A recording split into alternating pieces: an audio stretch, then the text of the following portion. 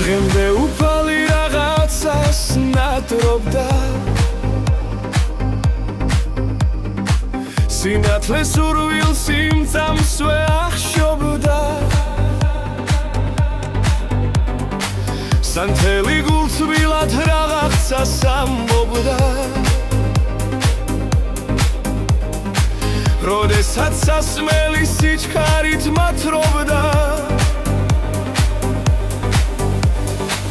გრძნობდი თუ როგორი სისწრაფით კარბოდა სახილი უფლისა რაღაცას ატყობდა მე ამაგულით ავსილი გრძნობები